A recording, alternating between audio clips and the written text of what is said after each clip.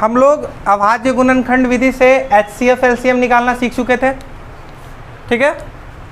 हम लोग दो संख्याओं का गुणनफल HCF एलसीएम के गुणनफल के बराबर होता है, ये से सीख चुके हैं। इस पे क्वेश्चन देख लिए। हम आपसे पूछे थे कि बताइए कोई ऐसा संख्या बताइए जिसका संख्या जो लास्ट किससे हो, 0 पे हो। जैसे 10, 50, 100, ये तीन संख्या हम ले रहे हैं जिसका लास्ट किससे हो रहा है, 0 से हो रहा है। इसको देखते हैं, इसका 2 गुना 5, इसको करेंगे तो 2 गुना 25 और 25 का फिर 5 गुना 5, इसका करेंगे तो ये आ जाएगा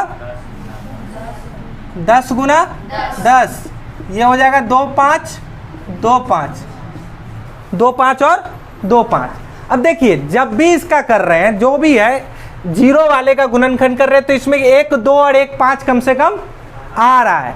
यानी कि अगर आपको 0 चाहिए, आपको संख्या के अंत में 0 चाहिए, तो आपको क्या होना चाहिए, 2 और 5, ठीक है ना। बिना 2 और 5 का 0 नहीं आएगा। जिस संख्या के गुणनखंड में 2 और 5 है, उसी संख्या को जब गुना करोगे तो वो 0 आएगा, नहीं तो नहीं आएगा। कोई दूसरा संख्या है उसमें 2 और 5, लेकिन दोनों कम से कम 1 2 और 1 5 रहना चाहिए। 2 5 का जितना जोड़ा होगा, जैसे 2 5 का, यहाँ पे देखो, यहाँ 2 5 का 1 जोड़ा, 2 5 का 1 जोड़ा, 2 जोड़ा 2 0, जितना जोड़ा उतना 0। यहाँ पे देखो 1 5 और 1 5 2, यानी कि ये दोनों मिलके 1 जोड़ा हो रहा है, 1 0 है। अब आते हैं हम लोग अपना ना को उदाहरण नंबर 5 पे, इसको मिटा लेते हैं। उदाहरण 5 कह रहा है कि संख्याओं 4n 4 का पावर n पर विचार कीजिए जहां n एक प्राकृत संख्या है। ये उदाहरण नंबर 4 है हमारा, सॉरी 5 है। बोला है 4 के पावर n पर विचार कीजिए जहां n एक प्राकृत संख्या है। जांच कीजिए कि क्या n का कोई ऐसा मान है जिसके लिए 4n अंक 0 पर समाप्त होता है। n हमारा कौन सा संख्या है, प्राकृत संख्या। प्राकृत संख्या किसको बोलते हैं, गिनती की संख्या को प्राकृत संख्या। यानी n बराबर हमारा 1 हो सकता है, 2 हो सकता है, 3 हो सकता है, 4 हो सकता है, डॉट डॉट अनंत तक। तो कोई भी वैल्यू पूछ रहा है कि आपका कि कोई n का एक ऐसा वैल्यू बताइए जो यहाँ पे रखेंगे और जब इसका मान निकालेंगे तो संख्या हमारा किस पे समाप्त हो, 0 पे। अच्छा, 0 पे समाप्त होने के लिए संख्या के गुणनखंड में क्या रहना चाहिए, 2। तो पहले हम चेक करते हैं कि 4 जो है हमारा, इसके गुणनखंड में 2 और 5 आता है कि नहीं। तो 4 का गुणनखंड हम करेंगे तो 4 क्या होता है भैया, 2 गुना 2। इसका जो अभाज्य संख्या 2 और 2 में गुना करते हैं तो 4 आता है। इसमें 2 और 5 है, तो जब 2 और 5 नहीं है तो क्या यह 0 पे समाप्त होगा, 2 और 5 है ही नहीं, तो कुछ भी मान डाल देंगे n का, ये हमारा समाप्त होगा। हम देख लेते हैं, जैसे हम 4 का पावर 1 करते तो क्या आएगा, 4 का पावर 2 करेंगे तो 4 गुना 4 यानी कि 16। 4 का पावर 3 करते हैं तो 4 गुना 4, तो ये कितना होगा, 64।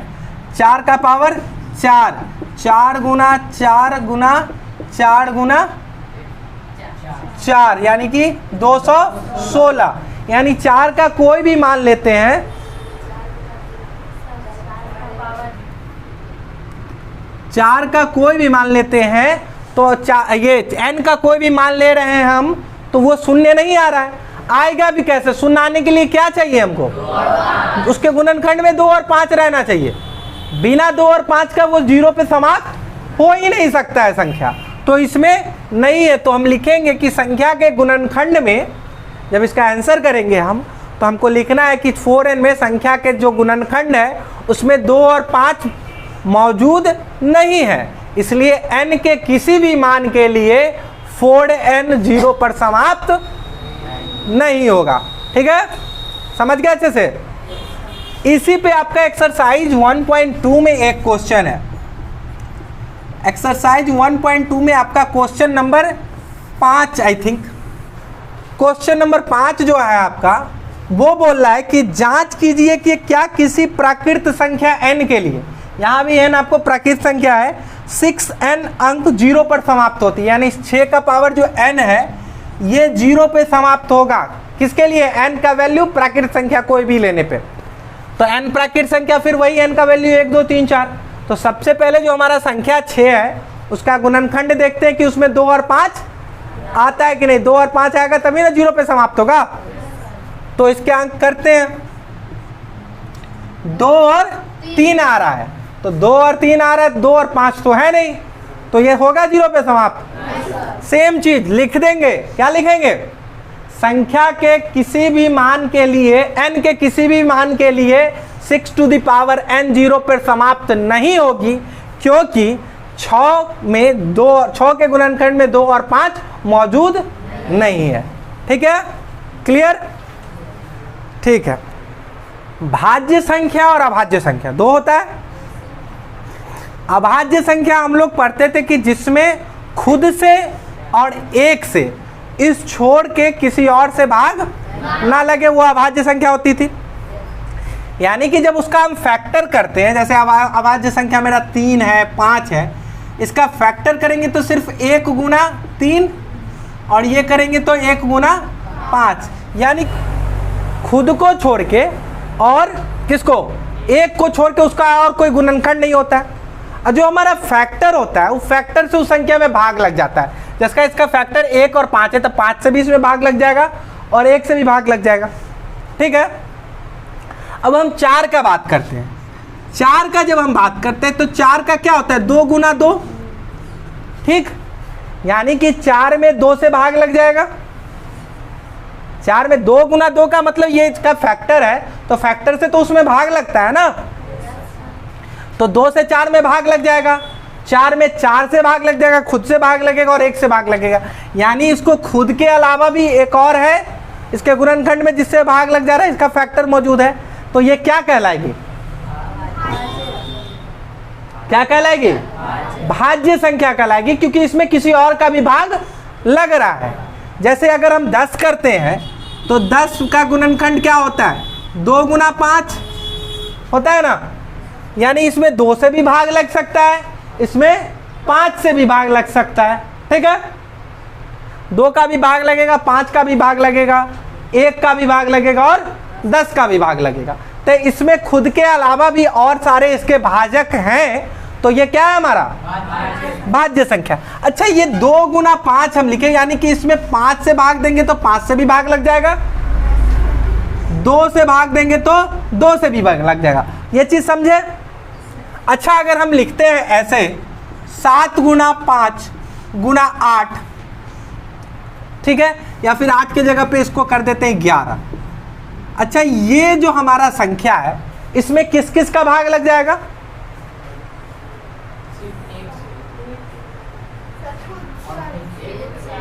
ये इसमें 7 से भी भाग लगेगा। जब हम 7 से भाग देंगे, भाग देने का मतलब बटा में 7 रखेंगे, तो ये 7 से ये 7 कैंसिल हो जाएगा, तो हमारा बचेगा 5 गुना 11, यानी हमारा जो भागफल आएगा वो 55 आएगा। इसके गुणनखंड है ये, तो ये जब करेंगे तो उससे तो भाग लगेगा ही ना। जब हम 5 से भाग देंगे तो 5 कैंसिल हो जाएगा, 7 गुना 11 बचेगा।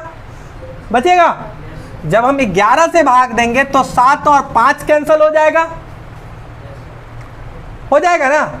जब 11 से भाग देंगे तो 11 कट जाएगा, तो 7 और 5 बच जाएगा। यानी कि गुणनखंड में जो भी संख्या है सबसे उसमें भाग लग रहा है। गुणनखंड में जो भी संख्या है सबसे भाग लग रहा है ना, तो गुणनखंड का जो है उस संख्या से वो भाग लग जाता है। इतना समझ रहे हैं आप लोग? अब हम लोग क्वेश्चन नंबर 6 पे आते हैं। क्वेश्चन नंबर 6 कुछ इसी तरह का है, उसको देखते हैं। चलिए देखते हैं। क्वेश्चन नंबर 6 कह रहा है कि 7 गुना 11 गुना 13 जोड़ 13 और 7 गुना 6 गुना 5 गुना 4 गुना 3 गुना 2 गुना 1 जोड़ 5 भाज्य संख्याएं हैं क्यों? यानी कि आपको व्याख्या करना है, बताना है कि ये जो दो संख्याएं हमारी दी हुई है प्रश्न में, ये दोनों भाज्य संख्या है, कैसे ये आपको दिखाना है। ठीक है, तो भाज्य संख्या जिसमें भाई और संख्याओं से भी भाग लगे, जिसका गुणनखंड किया जा सके खुद से, और एक से छोड़ के बाकी संख्याओं से, दूसरी संख्याओं से भी भाग लगे। अच्छा चलिए इसको हम लोग सॉल्व करते हैं। इस क्वेश्चन पहले हम इस संख्या को देखते हैं। ये है दिया हुआ 7 गुना 11 गुना 13 जोड़ 13। अच्छा हम इसको लिख सकते हैं, तो हम 13 कॉमन ले लेते हैं। तो 13 कॉमन ले लेंगे तो यहाँ बच जाएगा 7 गुना 11 और प्लस बच जाएगा 1 बच जाएगा। अब ये 13 यहाँ बाहर आ गया, तो इसमें 13 से इस संख्या में भाग लगेगा। हम इसमें 13 से भाग दे सकते हैं, दे सकते हैं ना। 13 से इसमें ये भाग लग जाएगा ना, 13 से 13 कट जाएगा, कट जाएगा। तो लिखेंगे चूंकि यह संख्या 13 से विभाजित है,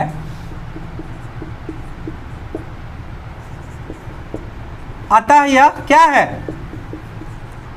क्या है भैया, भाज्य संख्या है। क्या है, भाज्य संख्या है।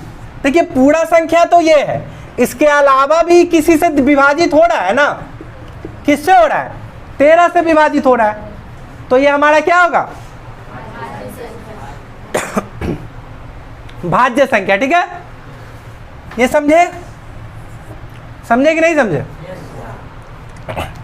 सेम चीज इधर आइए, देखिए यहां 5 ऐड हो रहा है, हो रहा है, और यहां पे भी एक 5 है, तो हम उस 5 को कॉमन ले लेते हैं। तो हम जब 5 को कॉमन लेंगे तो हमारा अंदर बच जाएगा 7 गुना 6 गुना 4 गुना 3 गुना 2 गुना 1 जोड़ 1। ये 5 चला गया तो उसके जगह पे 1 बच जाएगा। अब इसमें हम 5 का भाग दे सकते हैं ना, ये 5 से ये 5 कैंसिल हो जाएगा और भागफल हमारा ये बचेगा। तो जब ये 5 से विभाजित है ये संख्या, तो ये संख्या क्या कहलाएगी, भाज्य संख्या। हम लिखेंगे कि चूंकि यह संख्या क्या है, 5 से विभाजित है,